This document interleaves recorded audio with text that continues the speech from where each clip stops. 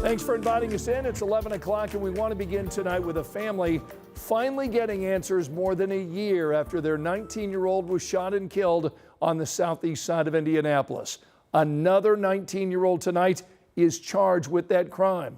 Our Logan Gay talked with the victim's parents tonight about this long wait for answers now starting to finally pay off. So Logan, what'd they tell you?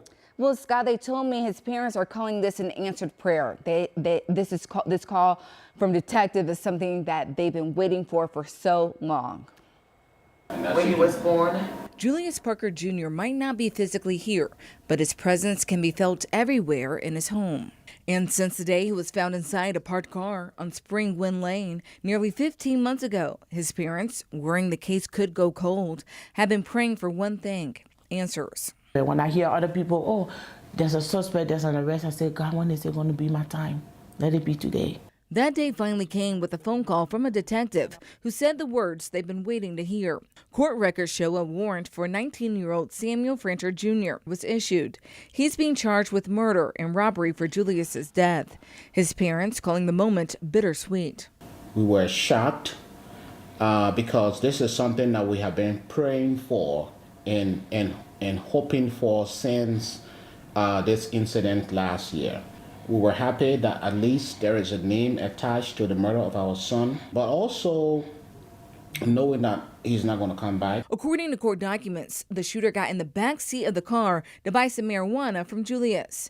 When it was time to pay, the suspect claimed there was an issue with the Cash App transfer and then tried to grab the bag of marijuana, leading to a struggle and Julius ultimately being shot. His mother, Sonie, says this information was hard for her to read because she had no idea.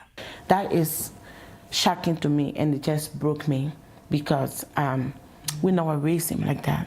His dad is a hard worker. We worked so hard, and Julius was well loved. He had everything. Julius Jr. was a talented athlete, a member of their local church, a Franklin Central High School graduate, and a freshman at Ball State University. His goal was to be a psychiatrist, and his parents say that's what they're going to focus on. It doesn't matter what happened. I'm going to fight for him. That's my son, the way that I raised him. Nobody has the right to take away another person's life, over something that could be resolved.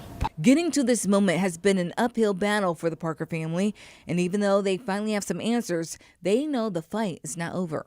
I don't wish death on him, but I want him to pay for what he did. Because what they lost can never be replaced. If he had been given an opportunity to live his full potential, he would have made a great impact in life.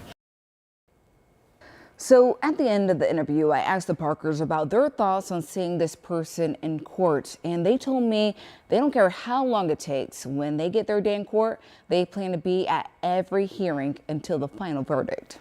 Logan, thanks so much.